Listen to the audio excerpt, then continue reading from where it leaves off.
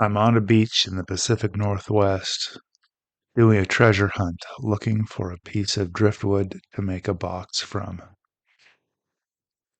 Here are some of the things that I look for when I'm trying to find a piece of wood to make a box from. I'm looking for a hardwood, and the clue for hardwood is spalt. Do you see the black, dark, and the interesting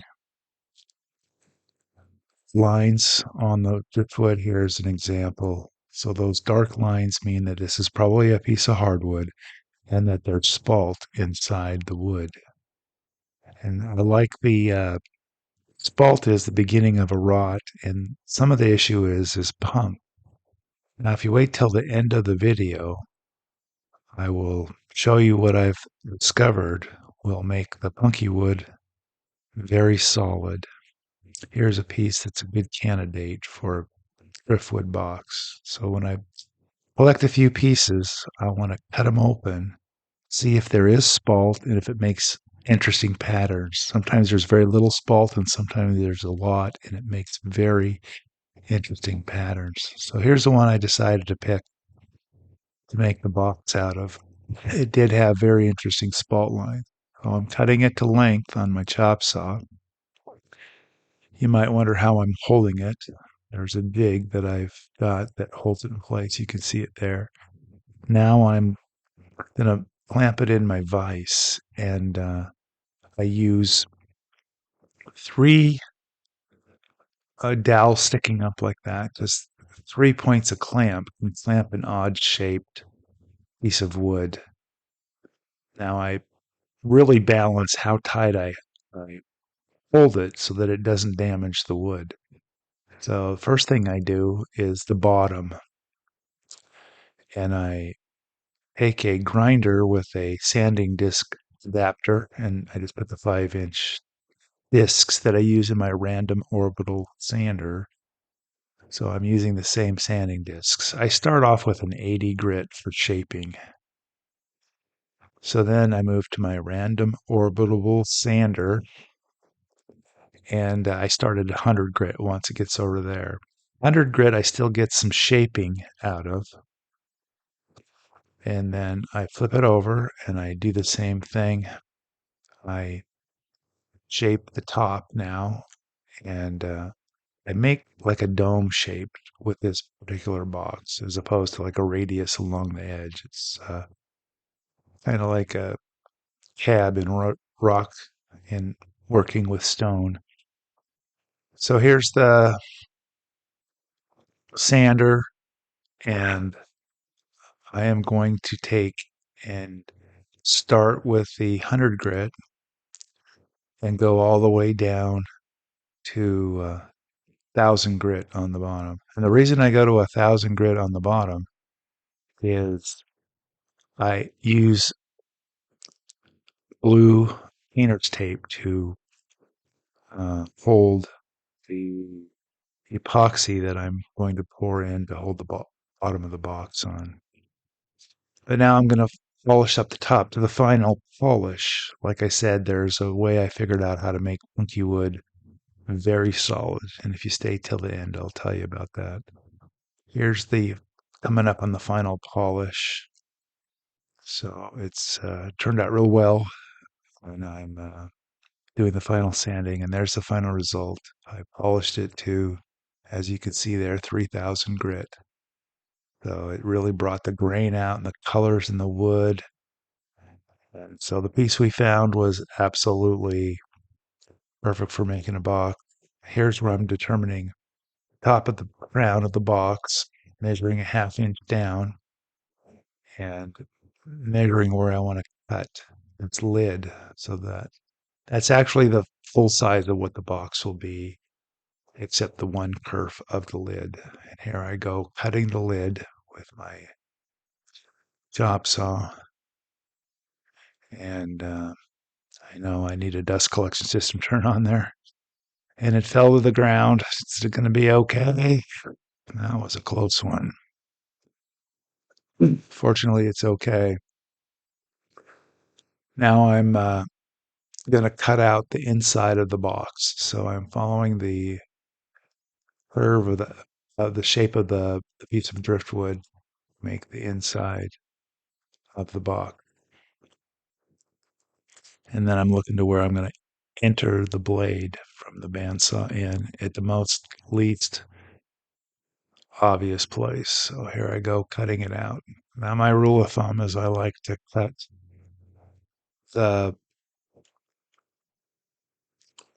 box out, the line that I did within the line width of the blade.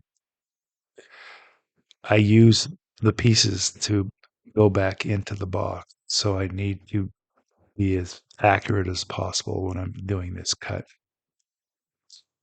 Now the next thing I'm going to do, if I can get it out of the bandsaw, is mark the top and bottom. And then I'm going to put the top or the piece from the center I just cut out of the box into that jig I was telling you about before. So you can see the jig in the background. Now I'm marking the thickness, which is about between an eighth of an inch and 3/16 thick for the bottom and the inner lid. So you'll see how that works here shortly. So mounted it into this jig to hold it because I don't want my fingers going in the saw blade. So there's the top being cut off. And again, it looks like I need the dust collection system on. And then here's the bottom.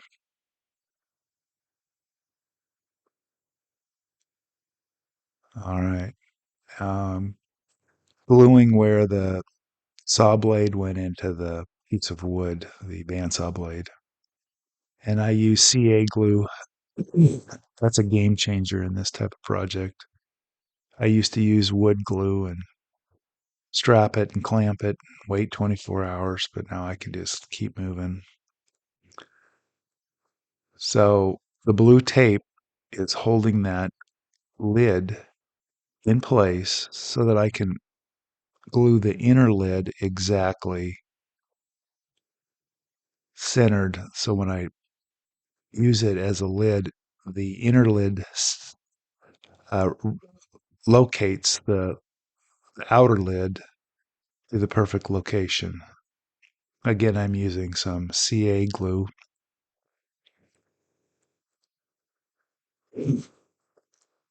And I don't know if you noticed on there, I used a little piece of tape to hold onto it while I centered it in the box to be. So now we're going to have a lid that has an inner lid that centers that outer lid onto the box.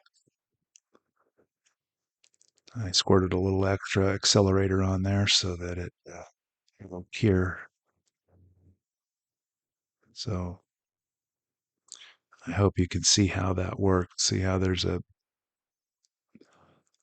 inner lid and an outer lid, and that keeps it registered perfectly. So now the next thing to do is I'm going to put the bottom on, and I use the same blue tape. I got some 4-inch so I can do a bigger box on that. And I do this the middle of the box first, and then I eyeball the walls of the box around the bottom of the box onto the tape, and then I secure the tape very much as much as I can so that it won't leak epoxy. They're smooth, quick cut of the excess paper.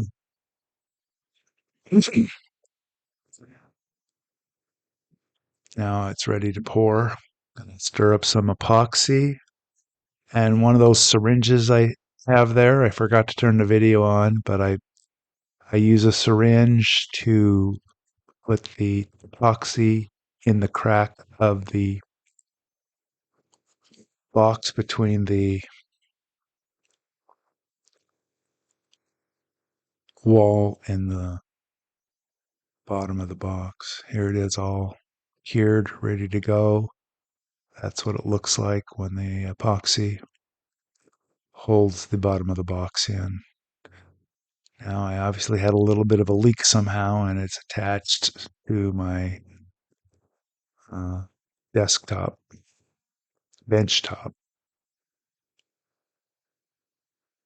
Somehow it leaked through the blue tape. I've never had that happen before, but new things can happen. So I pull out the tape, and you'll see how the epoxy is holding the bottom of the box on now.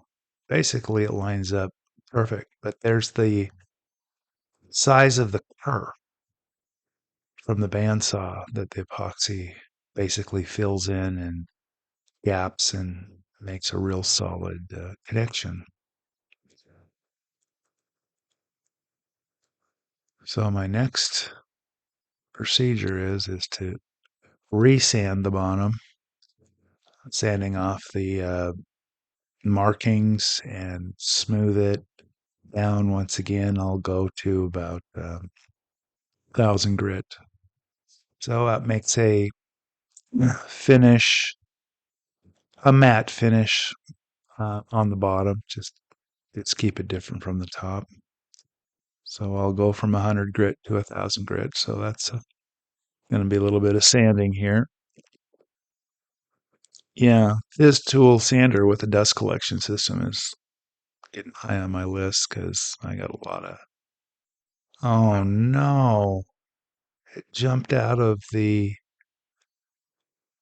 vise. Oh my God! Is it going to break my box that I worked so hard, so far?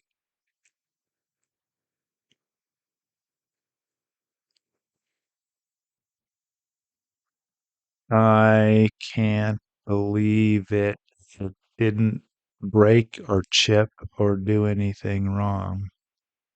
So back in the vise, trying to not over clamp it, but not under clamp it like I just experienced. So the bottom is all ready to go. And that's what it looks like when it's complete. And there you have it.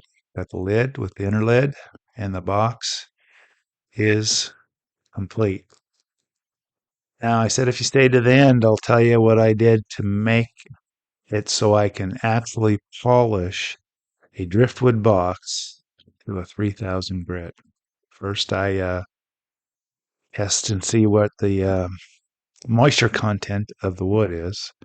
Put it in my little Costco oven and cook it down to at least below 15, 12%, preferably actually down to 6 to 8%. So I'm using a product called SOS 3.0, which is a stabilizing resin. I put it in a vacuum chamber. I had to put a rock on top. That's what you see. And if you look below the rock, there's the piece of driftwood that's getting stabilized. So I've got a vacuum pump and this lid that holds down and holds the vacuum. And inside there, all that white that you see in the bubbling, that is air coming out of the piece of driftwood and going in, and the stabilizers going into the driftwood. The driftwood is punky, just not as hard. It's not completely all punky, but it really absorbs a lot of this stabilizer. So to see how much it absorbs is I've got it cut in half, and one piece is almost 3 pounds, and the other piece is just under a pound. So that means the stabilizer makes the piece weigh 3 times as much. Here's what it looked like at the end. I've got some examples of jewelry and seashells and beach glass. Here's just seashells. And then here's just some beach glass for ideas of the Driftwood box. I hope you enjoyed this video.